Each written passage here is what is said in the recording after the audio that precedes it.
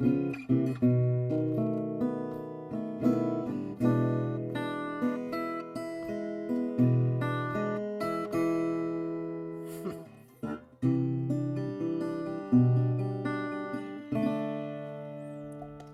right, guys, welcome back to the Noel Casler podcast, episode 87. Sorry, I went long there on the intro.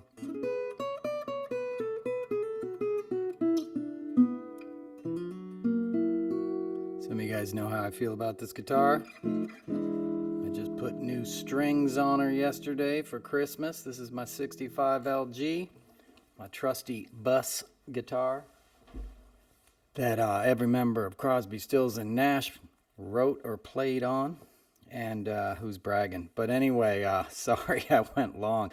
A listener kindly told me how to knock off that annoying recording in progress prompt, but it sort of threw off my timing. So I apologize for the extra minute of music, and I'm happy to be back talking with you guys. Hope you all had a great Thanksgiving. I know I did that bonus episode on Sunday, but this is the Noel Casler podcast. So this is where I'm talking to you for reals about what's going on. And the first thing I want to do is check in, see how everybody made it, made it through the holiday. Just the beginning of a long stretch, which for many people can be a very difficult time of year, including myself. I'm not going to lie, but the thing I like about it is gratitude. Any season that focuses on love and gratitude and light is okay in my book. Obviously our Christmas gets sort of co-opted and it becomes an exercise in commercialism and consumerism. And if you're one of the people that sort of feels like you're on the other side of fortune's promise, it can feel like a lonely time, and I've been there. So my heart goes out to everybody. And what it's about is love. It's not about money. It's not about gifts. It's not about whatever your religion is. It's about, a season of light. It's dark out now, right? It gets dark at 4:30. We need something to celebrate our humanity, to celebrate those things that warm us from within. And we need it now more than ever because we're in a dark period. As many of you well know, it's chaos coming around the corner every day now. Obviously the Elon Musk stuff has got to be discussed because that was just beyond the pale. The takeover of Twitter, the degradation of Twitter, what he's doing now. He's picking a fight with Apple to try and probably get them to kick him off the App Store, which would be the end of Twitter, which, may be his goal from the beginning. He's probably trying to destroy it because as I've written about on my Substack and as I've discussed here, it's the preeminent way to sort of share progressive information, right? Look what's happening in China right now. People are rising up and protesting in a way that nobody has ever seen in our lifetime. Tiananmen Square happened when I was in high school, and it was incredible bravery. And everybody's always going to remember that image of that young man standing in front of those tanks. But now they're everywhere, and they're not just protesting about COVID lockdowns and restrictions. They're talking about freedom and freedom of speech, because freedom of speech is sacrosanct, and it's an integral part of humanity and progress, and certainly democracy. And it's what Elon is making a mockery of. It's what he's sort of trying to destroy with what he's doing with Twitter, right? Because he doesn't really want free speech, and he's using it as a guise, as a way to accuse Apple of censoring him. Apple's not censoring him, that he's saying it's a free speech situation because Apple is threatening to pull, Twitter off their app because, they don't want to, and they're certainly not advertising anymore, right? It's cost them billions in advertising. Apple was one of their preeminent advertisers, and they don't want their products advertised next to neo-Nazis, and racist memes and all these kind of things that Elon is now sharing on a daily basis, dog whistles, beyond dog whistles, right?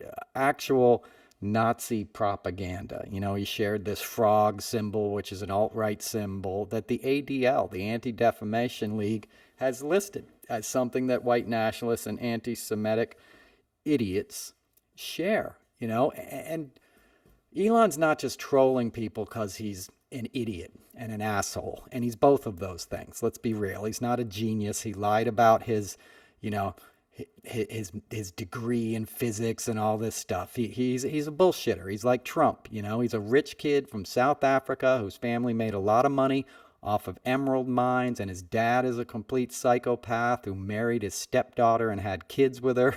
That's real. You can look it up.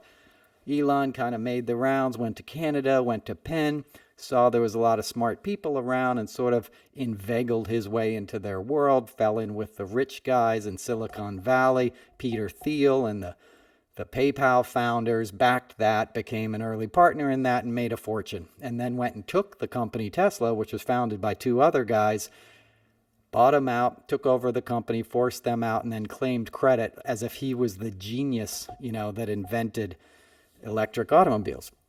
It's simply not true, but he became a pop culture icon, right? Because idiots appeal to idiots. Just like Trump appealed to a certain demographic in this country of thinking like, he's a businessman, he's got a supermodel wife, like I want to be like him. Elon had the same appeal to crypto bros and stuff. And, it's not fair to completely equate the two because obviously, like, Elon's not a complete idiot, just by the world that he's trafficking in. He's going to have more information than somebody like Donald Trump, who was just a pure criminal. He was the dumbest of a dumb mob guy, philandering moron who can't even read. Elon's obviously a lot more intellectually capable than Trump, which makes it all the more sort of enraging that he is actually a racist, that he does know what he's doing, and he's acting as a chaos agent on behalf of Putin, on behalf of authoritarianism in this country, right? He endorsed DeSantis late last week, said everybody should vote for DeSantis. He told everybody to vote for the Republicans before the midterm. Thank God they didn't listen, okay? Because you don't want to be voting for the Republicans. The Republican Party now is not the conservative party of your grandfather or even your father, okay? This isn't William F. Buckley. This is Marjorie Taylor Greene, who tweeted out this morning that, if underwear doesn't stop a fart, how does a mask stop COVID? Okay, that's from a U.S. Congresswoman, from somebody who most likely, planted bombs the night before January 6th. But that's the kind of discourse that's in the Republican Party. You do not want to vote for that because you'll be voting against your children's future and their best interests, not just in environmental situations, but in basic humanity and healthcare. Had the Republicans had a bigger victory last month, you would have a national abortion ban. The repercussions of that, not just on women's rights and how draconian that alone is, right? That alone is a humanitarian human rights issue.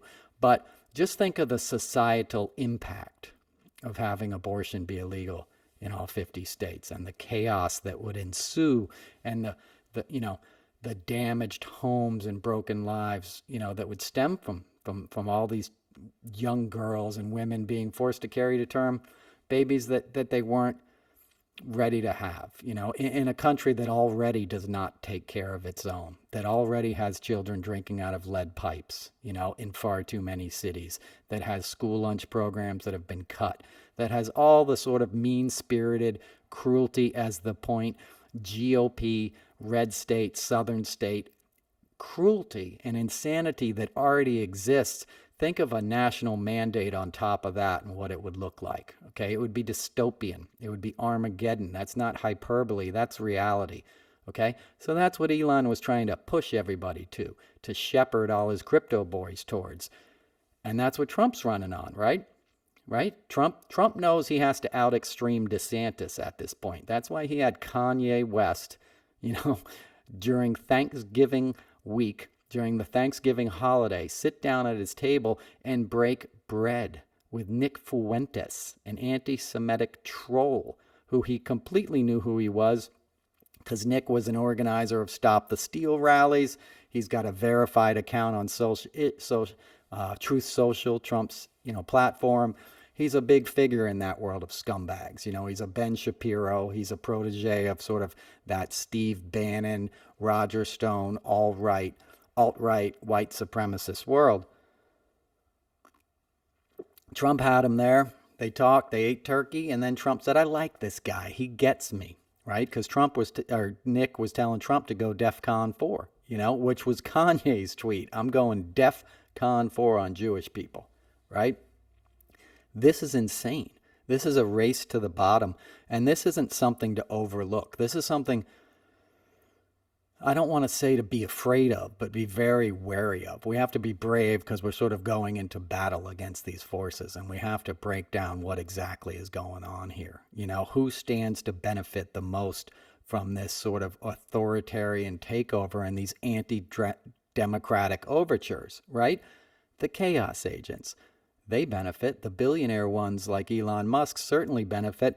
But also the Koch brothers, the banking industry, the pharmaceutical industry, all the guys in the background, that are pushing the crazy players forward, the MTGs and the feckless little, runts like Kevin McCarthy, who's barely has enough votes to become Speaker of the House.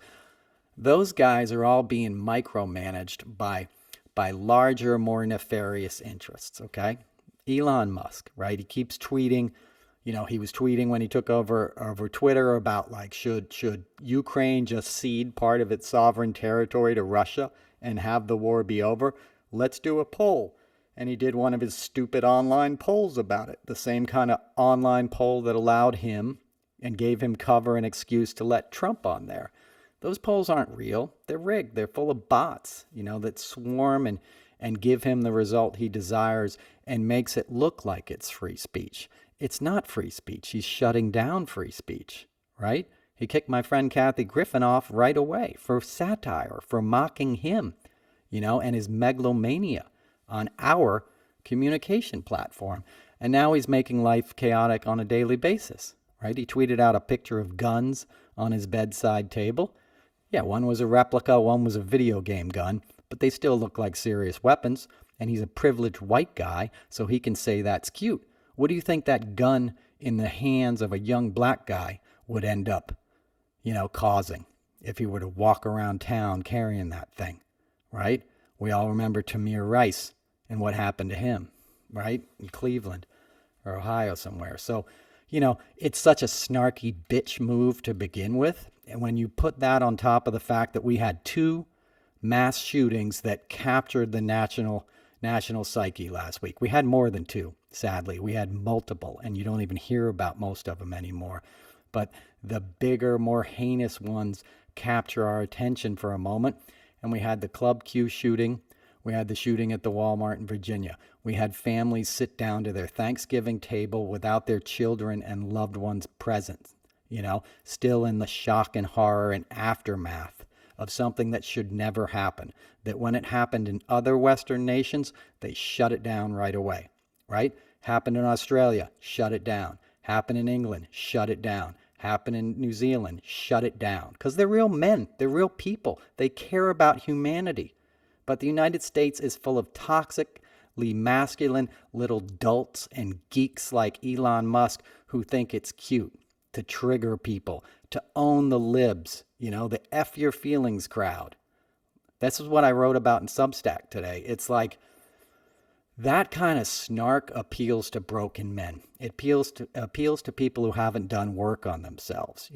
All these guys have daddy issues, right? Trump was harassed and sort of harangued by his father his whole life. I'm not saying to feel sorry for him because Trump's a scumbag, but his dad was a scumbag too, right? And he didn't separate from it. He didn't heal from that wound. And if you don't do the work on yourself, it ends up coming out in ways that affect those around you, right? That's what addiction is. Addiction, the true crime of addiction, or the true, I shouldn't say crime because addiction is a disease. I suffer from it myself, but the true sort of, horror and the guilt that you carry if you're somebody who has spent time in recovery, most likely is things that you've done to other people that you care about. The collateral damage is what haunts one most when they do the work on themselves. And here's guys that are walking around damaging everyone around them, fueling their resentments with little bots and MAGA, idiots that show up and tell Trump he's the greatest. And he sits there and spews hate for 2 hours and how everyone has wronged him. Who's wronged the guy? He was a millionaire by the time he was 11 months old because his dad was using him as a tax shelter and hiding money in his name so he didn't pay taxes on it. By the time Trump was 3, he was a multimillionaire. He grew up in Jamaica Estates, Queens. He got kicked out of normal schools because he was such a problem child, punching his teachers and being an idiot, throwing rocks at the neighbor's baby. So he got sent to reform school for rich kids, which is a military academy up near West Point in the Hudson Valley, which some kids had to sacrifice to go to. It wasn't reform school for everybody. For some children, and young men, it was an honor to go there. But for somebody like Trump, he was an embarrassment, and it was to get him out of Queens, and he wasn't getting into Horace Mann, So that's where he ended up. He wasn't getting into Columbia Prep, let's be real. But anyway, that's a little inside stuff for you New York listeners. Anyway, point being, these guys never heal from their pain, and it's okay to have shame. My dad took off when I was 3, 3 or 4 years old. I missed him most of my childhood. I would see him at Christmas and maybe once or twice a year. He'd pick me up and drive me to school, and then I wouldn't see him again for an hour or for a year, and I'd spend the first hour of the school day like trying to hide my tears, from the hole it ripped open inside of me. And it never got better from there, and there's more to that story that I could tell you. It's not about me right now, but, my point is, like, I basically have 2 dads that I never really knew, and it caused a lot of pain, and it still does. Last time I saw my biological father was 17 years ago when I checked into rehab on Thanksgiving weekend. I was estranged from him. He came to visit me, give me a ride out of rehab a month later when I got out of there, borrowed money from me, and I never heard from him again. Okay? So, we all have our stories. The point is you do work on it. You recover. You don't put your pain on other people. And what we're seeing now in the world is a lot of people that are trying to put their pain on others. They're trying to achieve power, to fill that hole inside of themselves. And it never works, right? Because they're never happy. Trump wasn't like, oh, I got to be president now. I don't even know how to read, and I'm president of the United States. This is awesome. I know I was an asshole most of my life, but I'm going to try to do good, and then I'm just going to ride off into the sunset. He didn't do that. He was aggrieved and overwhelmed from the beginning, right? He didn't show up to the office every day until noon, and he lived upstairs, right? Imagine that. He's got literally the most important job in the world, and he couldn't be bothered to make it downstairs until noon because he spent all morning snorting Adderall, watching them talk about him on Fox and Friends, and doing his freakish hair. Literally. And then they called it executive time, and he'd come down at noon. Think of what you're entrusted with when you're president of the United States, right? You have the fate of the free world basically in your hands, right? You have millions upon millions of Americans who are going to either do better or do worse based on the decisions you make. You shouldn't have a moment thinking about yourself beyond taking care of yourself so you can do your job well, right? Beyond applying your skills and talents to the enormous privilege of serving at such a capacity. And any man who doesn't have the mettle for that has no business anywhere near the office. Say what you want about Joe Biden. He's that kind of guy. He takes it seriously, and he had the VP gig under Obama, President Obama, who was the greatest in my lifetime at empathy, and doing the job with the thought of others at the forefront of your reality, and also being in touch with your own humanity at the same time, not neglecting yourself, not taking time for yourself, right? Obama would work all day. I say Obama like he's my buddy. President Obama would work all day, and then he would go read literature at night. He would read whatever books had come out. A lot of it was novels, about other cultures and stuff. If you ever look at his reading list, which probably is going to come out soon, right? He does it every Christmas.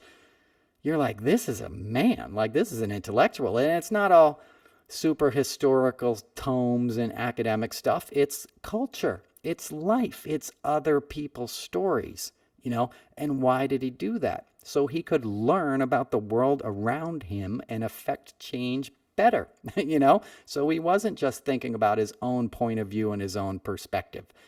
He was trying to understand others so he could help everybody, right? That should be the goal of any politician. You know, and you can't ever really accomplish something like that because we're all coming from our own point of views and our own cultures and our own family dynamics and all those things that color you. And that's okay because that's what makes you you, right? But the folks that go beyond it are the ones that are curious about the other, that see diversity as a richness, you know, that aren't threatened by somebody else's success, that understand the basic principle of if you want your dreams to come true, help somebody else's dream come true. You know, that's the secret to life. You want to make it, do that. Spend your energy lifting somebody else up, and you'll be amazed at the results, you know. And these are people who got that, you know, who understood that. And that understanding doesn't come naturally. It comes with work, you know. I learned that philosophy from Oprah, as some of you guys might know, you know.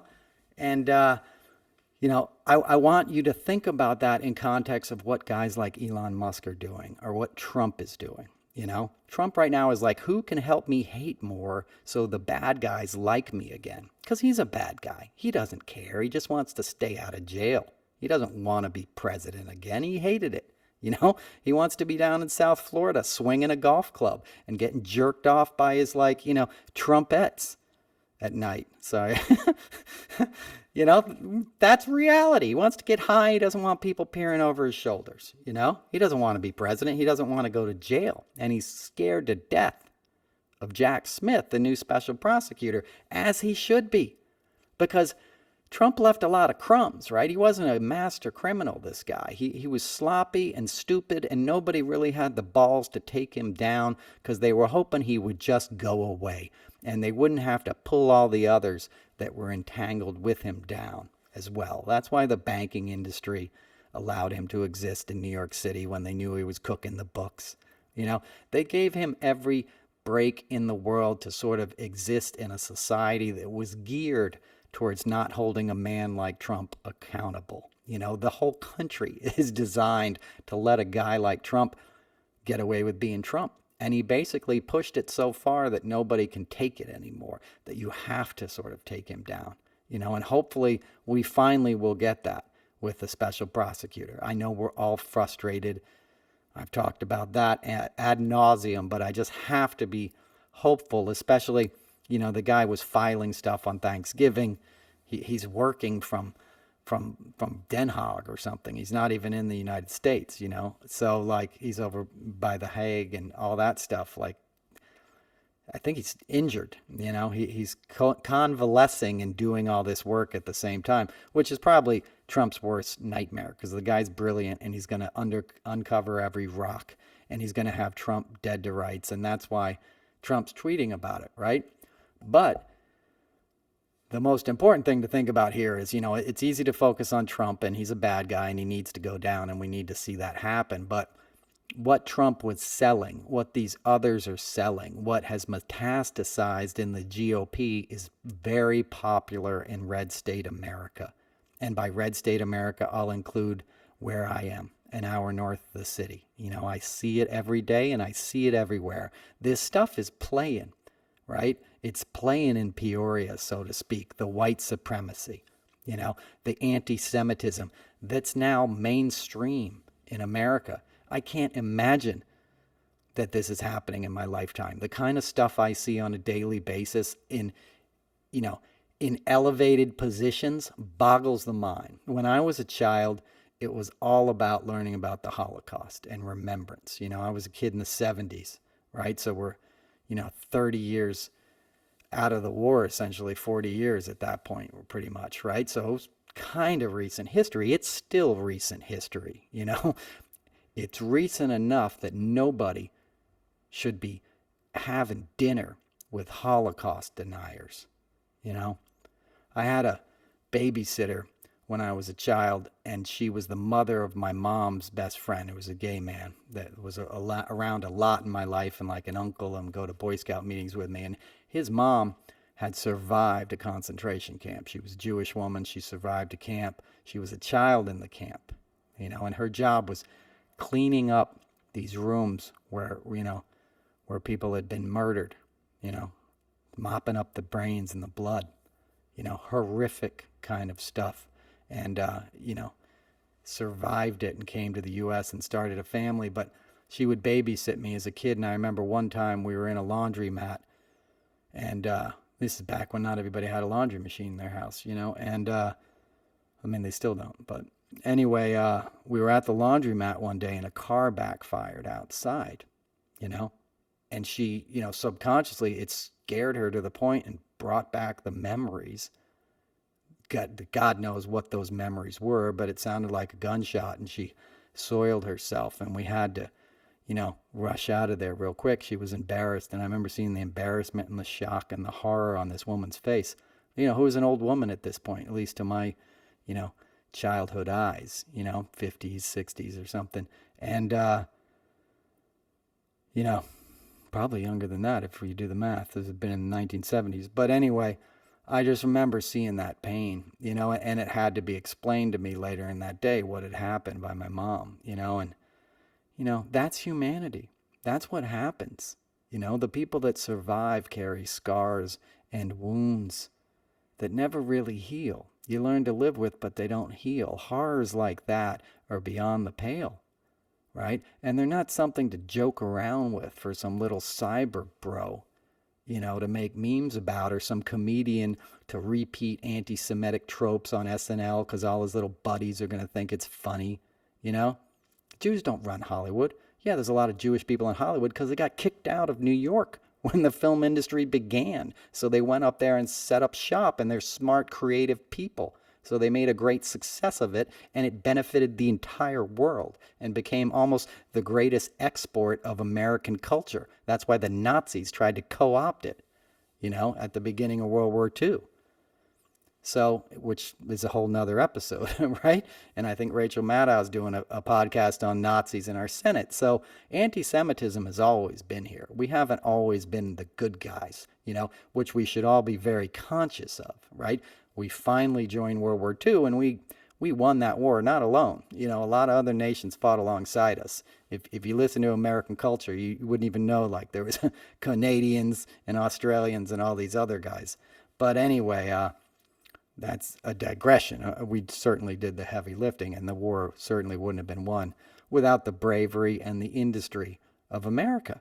And the same people, the same great-grandsons and grandsons of guys who stormed the beach at Normandy, who died in the mud at Guadalcanal, who sat in POW camps, weighing 80, 90 pounds, in the Pacific somewhere, getting tortured for a year or two, the guys who liberated the camps in Germany, the horrors they had to see that humanity would do this to humanity. It's beyond the pale. War is awful, and to deny something that happened like that and then make money off it, off of YouTube, which is what these guys do, and then get invited to Mar-a-Lago and sit down with a mob boss idiot who's trying to stay out of jail, and kiss his ass for an hour and have him kiss your ass along with a maniac rapper whose music always sucked. And I like hip-hop. Hip-hop paid for a lot of the stuff you see around, these guitars and stuff. That was the bread and butter of working in live TV. I'm a fan of hip-hop. I'm obsessed with hip-hop documentaries. It ain't my wheelhouse. I'm a classic rock guy. I don't pretend to know a lot about it, but I've met all the major players. I knew Tupac's mom. I knew Biggie Smalls' mom, Violetta Wallace. Like, I sat and talked with these people. Chuck D retweeted me recently, commented on my tweet. You worked in live TV in the 90s, in 2000s and stuff. You were firmly, in the world of hip hop. And I remember when Kanye became the big thing, I did a jingle ball with him at Madison Square Garden. And I was like, all right, everybody's, college dropout had come out. Everybody's raving about this guy. Everybody seems to love it. Trey showed up at the gig and from Fish, and I brought Trey some bottles of water. He was there with his kids, his daughter, and I kind of went backstage and watched the gig, like hoping to get it, because I'm a fan of music. I want to be moved. It didn't move me. It's not to say it's not good, but it didn't work on me, because I can see things that aren't genuine, and there's something very ungenuine, disingenuine about his art, because it's a hype machine. I'm a genius, and he was talking like that back then. He'd show up with 80 suitcases for his wardrobe and all these harried assistants, and you could just see the guy was an asshole, and that always repels me immediately. Okay, because I've worked with Paul McCartney and people that have every right to be a jerk, and they're like, "Hi, I'm Paul," like no BS. Springsteen, all these guys, but then you get, the insecure ones, right? It fits in with the theme of what I'm talking about. The insecure guys with daddy issues or mommy issues, the guys who haven't done the work on themselves, that are still working out their own sort of ability to decipher life and navigate their own emotions. The guys that are working that out in a public arena, that are making sort of chaos and problems for those around them, it never works out, right? Watch Phil Spector's documentary. It was a great example of that, right? His dad killed himself as a kid. It seriously messed him up. He had some great work. He got too much credit for what he did. He became a sort of maniacal studio guy. And then he abused women his whole life and would pull out guns, and he abused other artists. And then he finally killed somebody, and he died in jail, 2 years ago of COVID. And nobody's going to miss him, because he's an example of what happens when you don't do that work and you get too much wealth, too much, yes men. He held Ronnie Spector captive in his mansion. He lived in a castle in like Encino or something, Calabasas. He held her captive for like a year, and she had to run out in the middle of the night, like through the woods. So anyway, that's an extreme example, but it's the same vibe. And I met Phil Spector at the Rock and Roll Hall of Fame, when we used to do it in the ballroom in the 90s at the Waldorf. I think it was when Ronnie was inducted. But I remember him walking by me and like looking all crazy, and he had the crazy wig on, and I was just like, whoa. Same vibe though. The people that give you a chill when they walk by, you got to pay attention to that. That's intuition, right? Because people are all kind of energy underneath it all, right? We're energy, we're a light. That's what leaves when you're gone, right? It's animating you now, and we're this wonderful thing, as I talked about in the last episode, that the deeper you get into your own body in a presence sense, the more aware you become of your own consciousness. That's the light. The light is your consciousness, right? And if you focus on that from a place beyond your own personality, it'll shine brighter, right? It's like a log. You got a big burning bonfire and you put a little log in it, and when you pull that little log out, it's going to be burning that much brighter, right? Because you're getting in touch with sort of the source energy. You can think of your own consciousness the same way. And when you go beyond the ego, which doesn't mean disavowing the ego, it means not completely identifying with your sense of self, right? I'm Noel.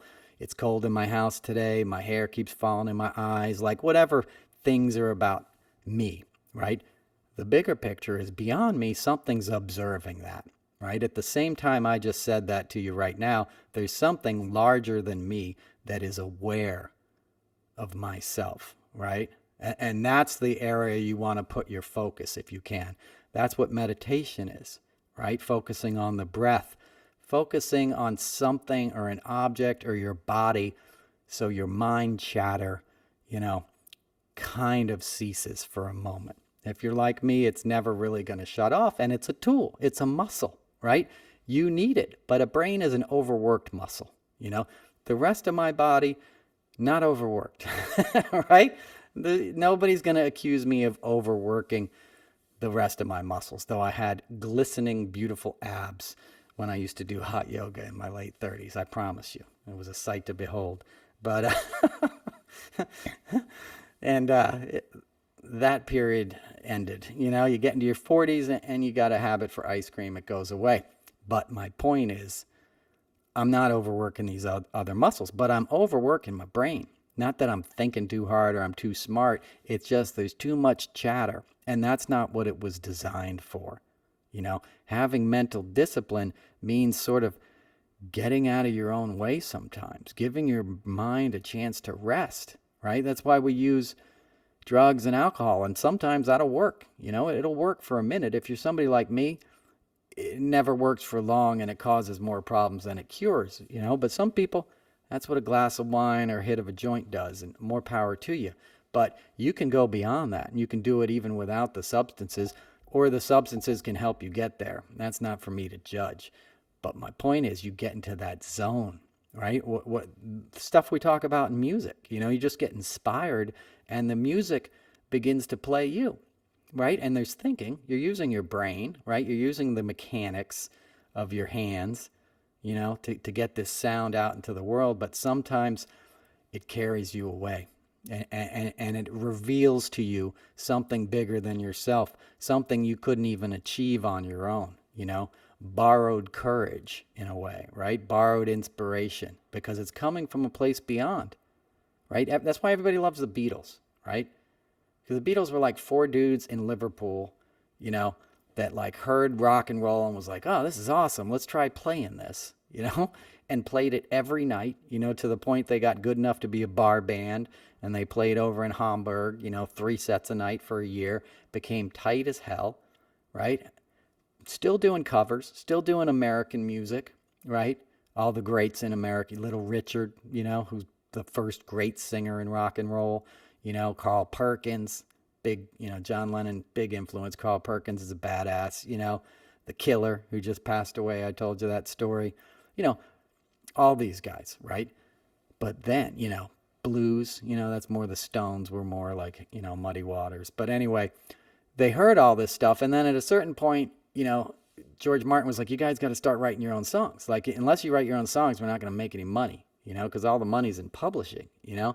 So they essentially, Lennon and McCartney, locked themselves into a room and learned how to write their own tunes, you know. And they were such, not that they were, you know, they're obviously gifted people, but these weren't Mozart type guys, you know. These weren't like obvious, you know, sort of savants. These weren't child prodigies. These were working class kids, you know, growing up in gray, you know, post-war England, you know, and hearing this export from the United States that sailors would bring in, because Liverpool is a port town, right? So they'd get records before anybody else in England got them, right? So they'd get the latest singles from America and get that inspiration quicker, touching the flame, as Graham Nash would call it, you know? So they were getting a heavy dose of the flame, you know, and they had that magic that all the great bands have, which is they're all from the same place. They all grew up together, right? All my favorite bands are always from a local area, you know, the Allman Brothers, you know, Tragically Hip in Canada. You know, these are friends. Radiohead, you know, they all went to Oxford, like prep school. They all went to the same prep school. You know, they've been playing together since they were kids. There's something that gels when people do that you can't recreate on any other way. And it becomes like one organism for a while, and then they grow up and they all grow apart usually. But when they're still young, it's a beautiful thing. And the Beatles had that, right? And so these guys are locked in a room and they learned how to write, you know? They learned how to write, and it became something bigger than themselves, right? I Want to Hold Your Hand, you know, Twist and Shout. I don't think Twist and Shout's an original. Somebody will have to put it in there. Could be, but you know what I mean. They had these early sort of boy band tunes where they were in their uniforms and they played the Ed Sullivan Show, and it turned on America and it started the British invasion, right? But a few short years after that, they're putting out Rubber Soul and the White Album and Sgt. Pepper's, right? Because they're getting out of their own way. You know what I mean? you know, they're not recreating what they already did and what their brains had learned to do. They were letting their minds and their influences be open to all the stuff around them, right? George Harrison was getting into Ravi Shankar and going to, studying yoga and Eastern mysticism and stuff, and they all went to India, and you can feel that influence.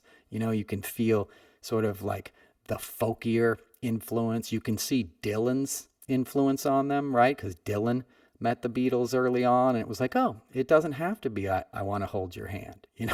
I can start talking about what is really happening in my life. And for somebody like John Lennon, who was in many ways like the first punk rock or something, because he was just like, he was out of F's to give, as the kids say today, right? He talked about hitting Cynthia Lennon in a song. I used to be cruel to my woman. I beat her and kept her apart from the things that she loved or whatever, right?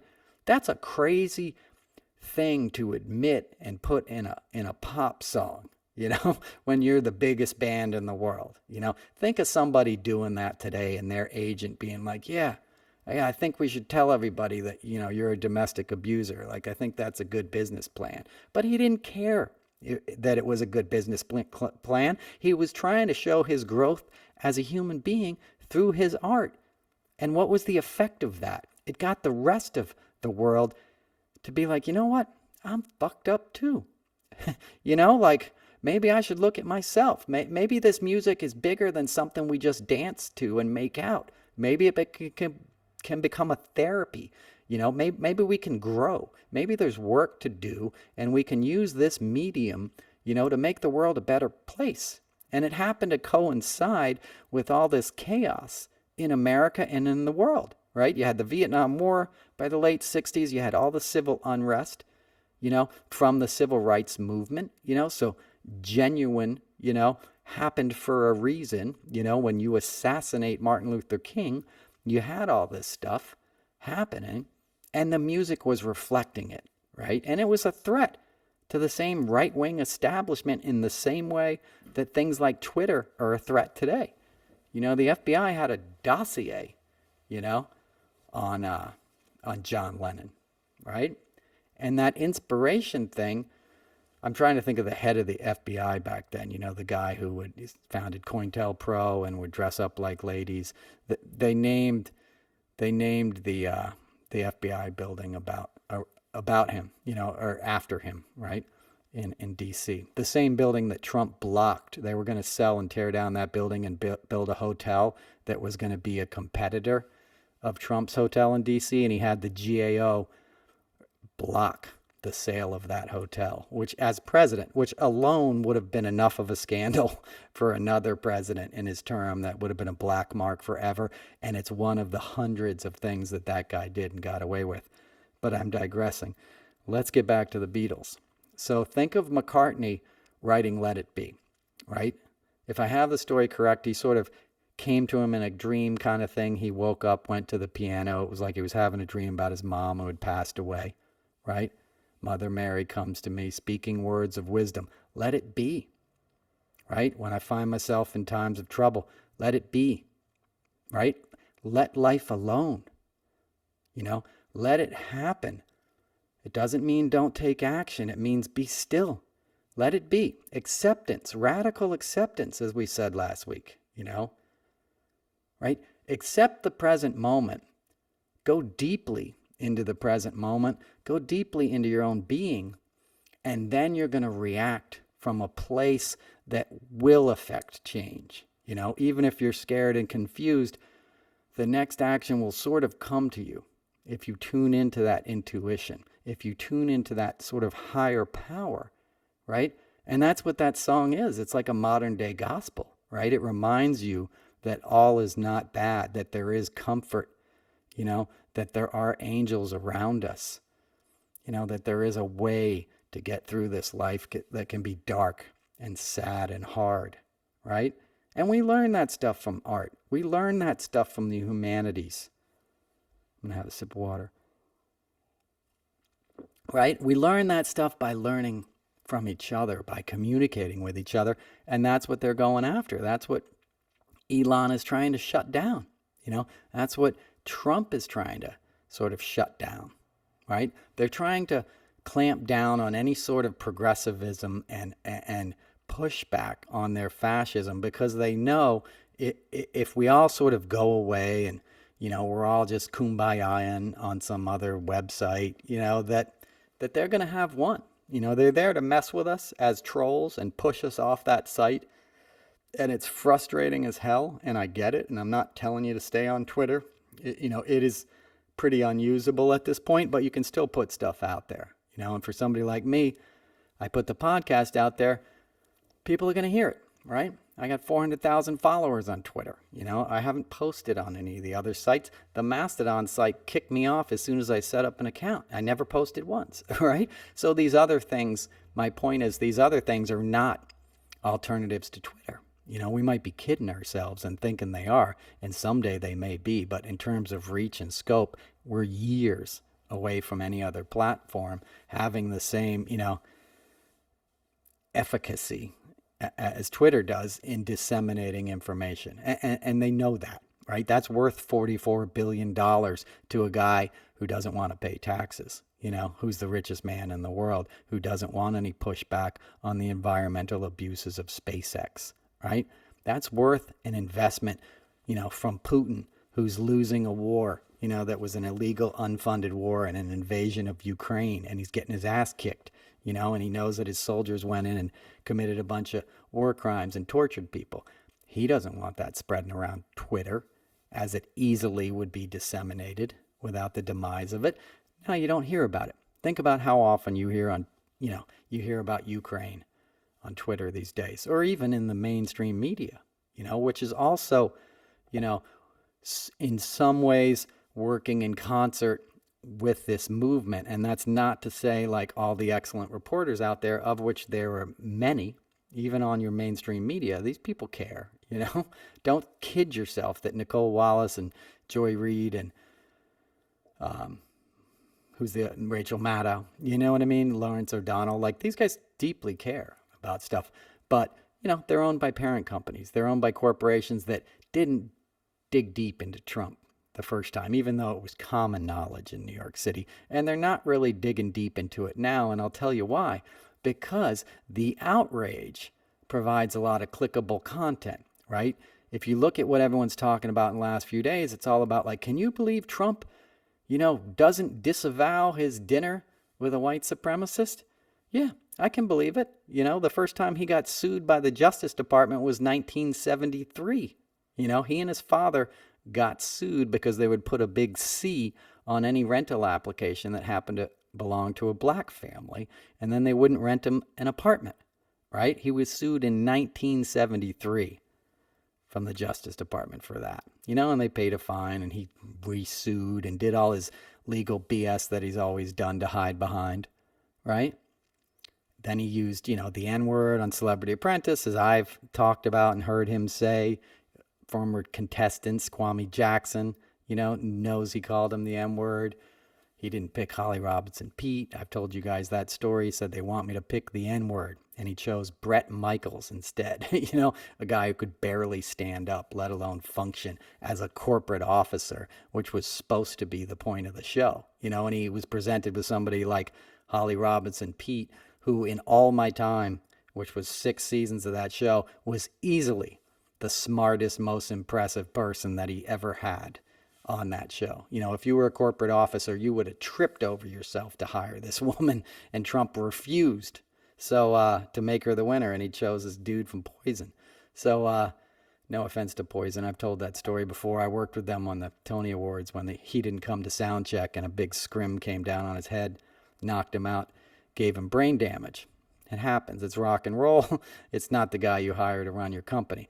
So my point being that all this insanity, it drives clicks. The people knew who Trump was. It's documented. There's books about it, Richard Zirin wrote a book about the 4,000 lawsuits Trump was involved in before he became president. It's either James Zirin or Richard. I can't remember. But, this stuff was common knowledge, and I've told many of the stories on this podcast. I won't get back into them, but my point is this outrage that we're now dealing with, like, oh my God, he won't disavow a Nazi. How many times have we been there, right? How many times were we there at the debate when he wouldn't denounce the Proud Boys and he said, stand by and stand back or whatever, right?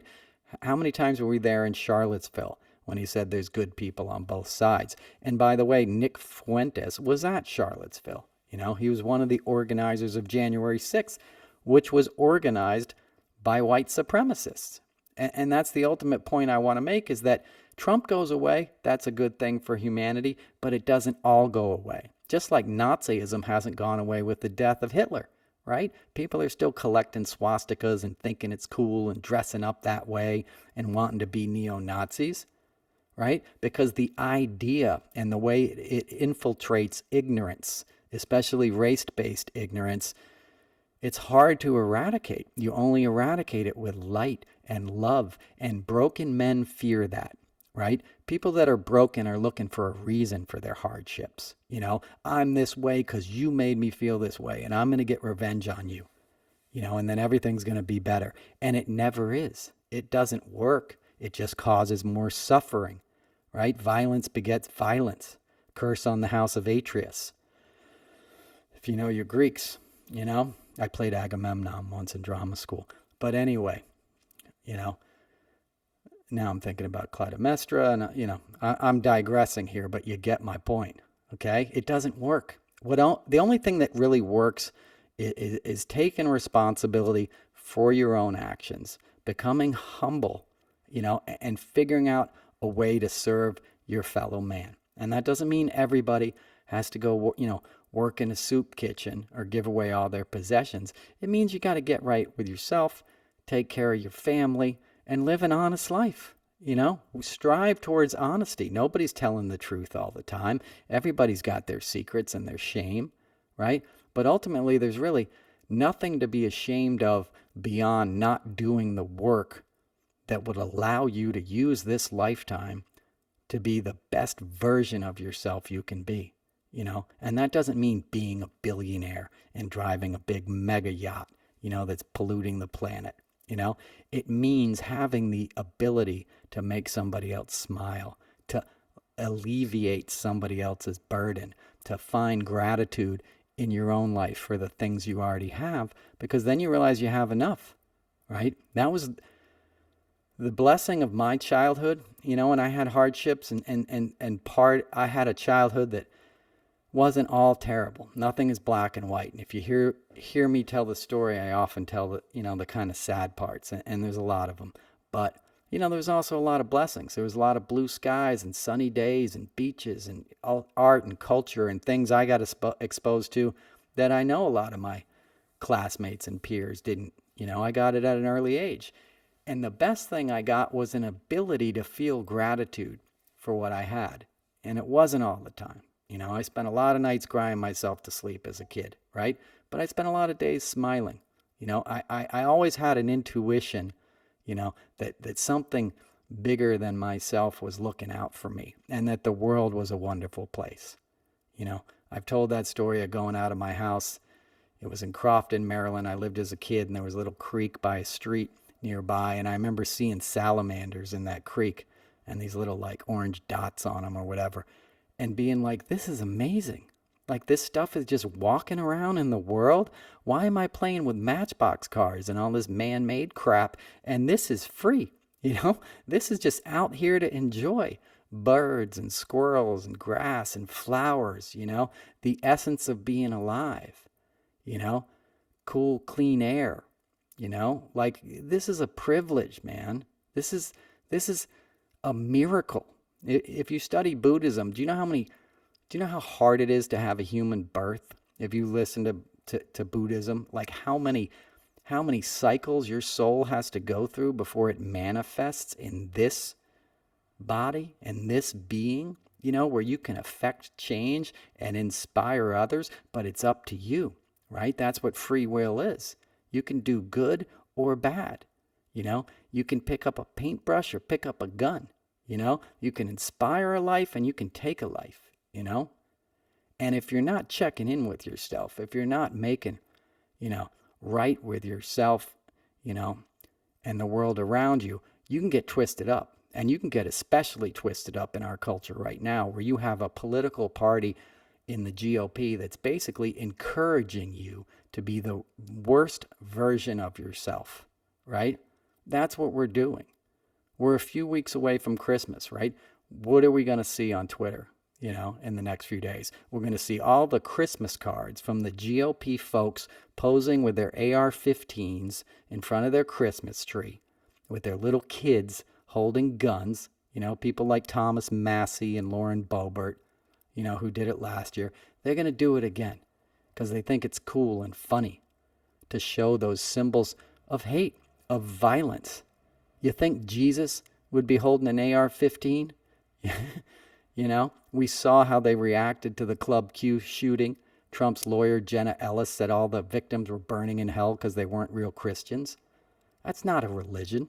That's a cult. That's a hate cult designed to destroy this place. And it's being manipulated by rich guys who don't want to be held accountable and never did the work on themselves, right? Normal people have that much wealth, they spend the rest of their life trying to give it away, starting foundations, right? Microsoft dude, Bill Gates is certainly not a saint, right? And he's probably, probably a little creepier than we all know given the Epstein stuff, but he started a foundation, right? His wife Belinda, I think it's Melinda, she's given a lot of money away, right? Jeff Bezos, his wife, is giving money away. Ted Turner famously said in the 90s, who I met, I love Ted Turner. He was like my kind of billionaire. He was like, look, how many houses and boats do you need? After you get a couple, you realize how much wealth you have and how much you can help those who are suffering, and that becomes your only goal. And Ted was a playboy. He was a World Cup, sailor and stuff, and famous, drunk and all that. Now, not that that's a good thing. I'm just saying, that guy had his fun. He wasn't he wasn't, Warren Buffett eating a ham sandwich every day up in Omaha. He was enjoying his money, but that's the ultimate sin of these guys is like, look, dude, you more than anybody could be working on yourself. You have all the time in the world. You have all the money at your disposal. If you have issues, go buy yourself an island in the Caribbean, fly in some therapists, get a massage every day, do some work on yourself, get in touch with that part of you that comes alive and wants to do something for others, and then get back out there in the world and make a difference. Don't sit around and troll people all day on Twitter, when you're supposed to be running 3 companies and you're really running 3 of them into the ground, which is what's going to happen. He's torturing the employees at Twitter at this point, He's firing them every day. He fired a bunch right on Thanksgiving Eve. He just sent out another round of you're going to get fired. He's putting his own pain on others. It basically boils down to that. People become sadistic and they want to abuse others. And people in positions of leadership and privilege have more of a responsibility to be kind than others, in my opinion. Right? It's like the old adage from the Kennedys. I'm going to paraphrase, but it's like for those that have given a lot, more is expected. Right? More is expected of you. And business leaders are cultural thought leaders in our society. We worship them. And they've always been in capitalism, right? You don't think the Rockefellers and the Carnegies had an undue outsized interest on how our presidencies work, and our executive branch? You don't think they go a long way towards picking the president? Right? It was like that scene in Secession when they all got together to pick the president. That's kind of how it is, right? Davos and stuff is all these rich guys because their influence is disproportionate, and the decisions they make and how they behave is going to have repercussions, for the populations of a good part of the world, if not the entire world at this point. So it's serious stuff, and we have to look at why these men are behaving this way. What work haven't they done on themselves? And I'm not saying this like we're going to go rescue Elon or Donald Trump. Why I'm saying this is we have a culture where the NRA and the GOP, and all these right-wing pundits and Alex Joneses and all these awful men are making money off of spurring on these idiots and building an army, right? And white supremacy, anti-Semitism is going to be sort of the next circus tent that all these freaks gather under because it's an easy sell. It's just like the xenophobia that Trump ran on first time, right? And the bullying. That was refreshing. For people, not for me. It was disgusting, and for you too, I'm sure. But it was refreshing for the idiots who didn't know much about politics to sort of be welcomed into the ring and be like, hey, this guy talks just like we do. He hates Mexicans too. He likes big titties, like his wife is, whatever, I don't want to be misogynistic. I'm just saying he had all these idiot trappings that these dumb people felt empowered by seeing. They would go to a rally and they would play some pablum song like Proud to Be an American, and people would be like, hell yeah, that's me, I'm a patriot. Meanwhile, they're helping a guy who brought in anti-Semitism back in the forefront of American culture, guy who's siding with the people that their grandfathers fought against and making it hip again. And that isn't going to go away overnight.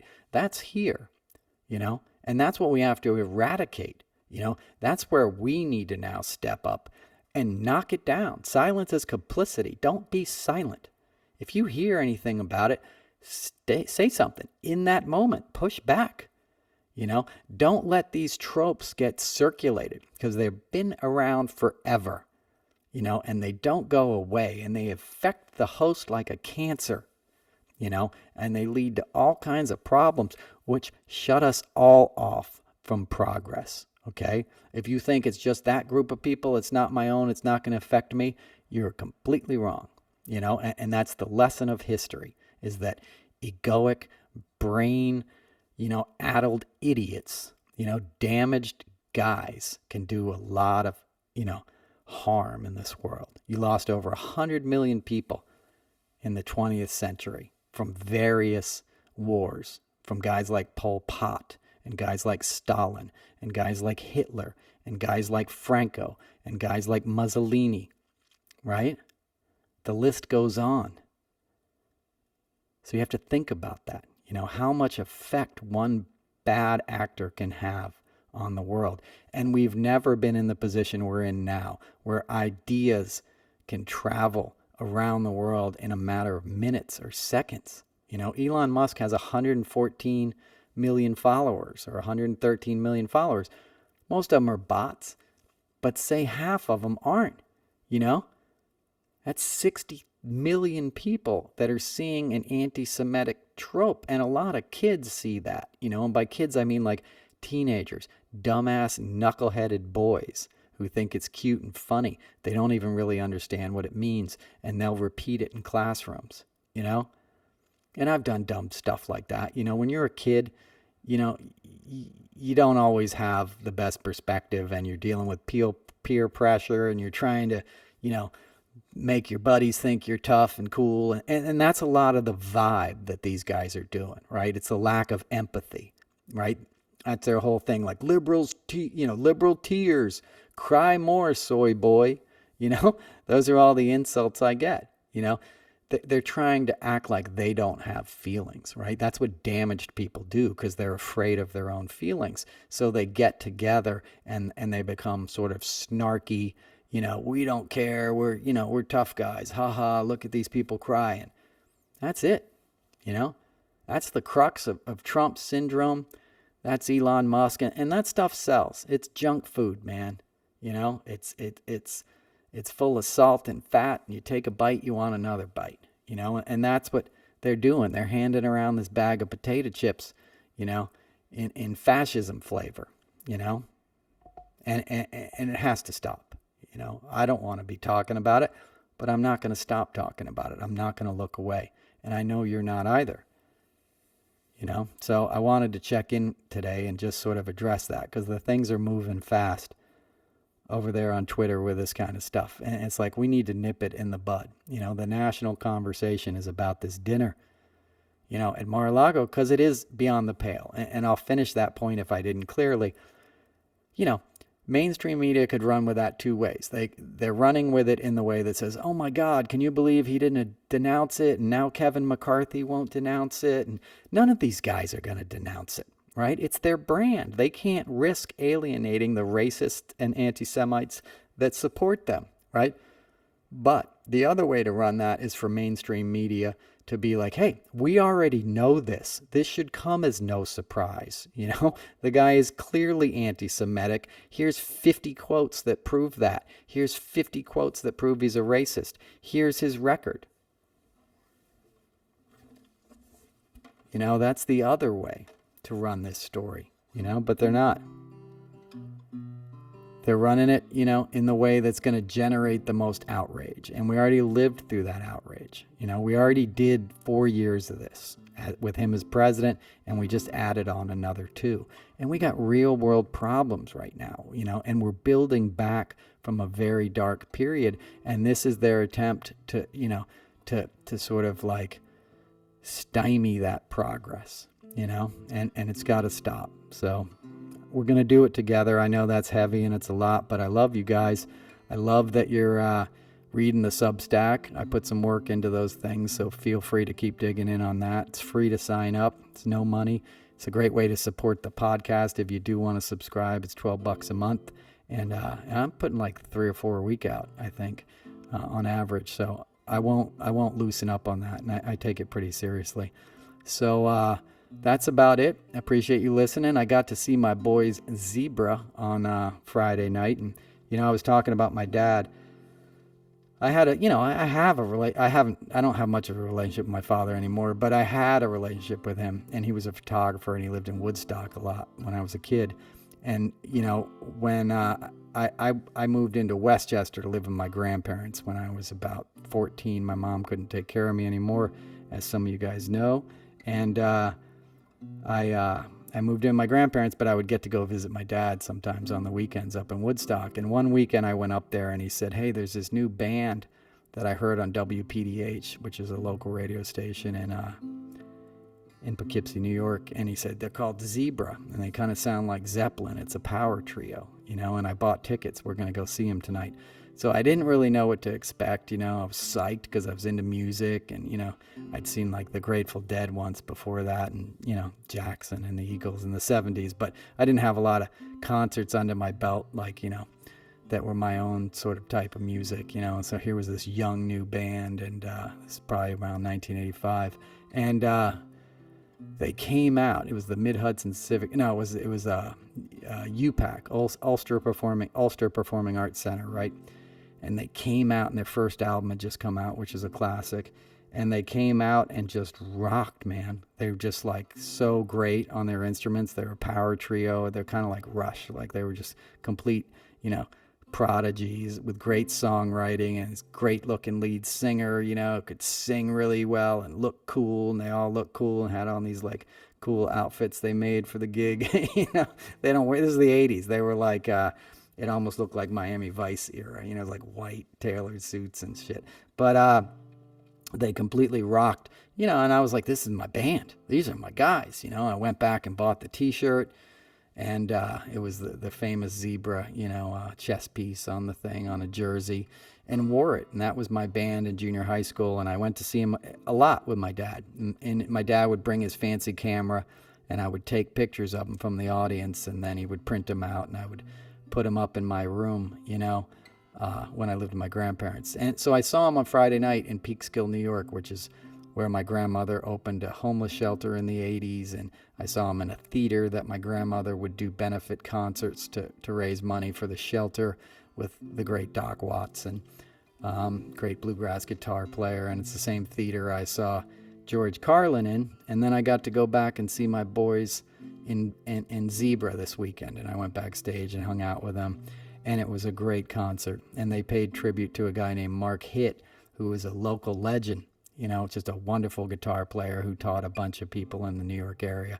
He was like the East Coast's Eddie Van Halen, but even like, a league of his own. And you should check out his music if you get a chance. And he passed away in October, and it's tragic, but talk about a legacy. So that was very exciting, and it brought a lot of heart into it. But my point is, music heals. I don't have a lot of great memories from my dad, but I have that memory, and I have a soundtrack to it, And like, that's how we define our lives. We go through pain, right? Nothing works out. People do their best, even your parents, My parents were kids when they had me. I'm 51 now. They had me when they were 19. Okay? When you get older, you get perspective on things. They did the best they can. I love them. I love you guys. I love Zebra. I love music, And I love the opportunity we have to make this world a better place. So let's all do it. All right?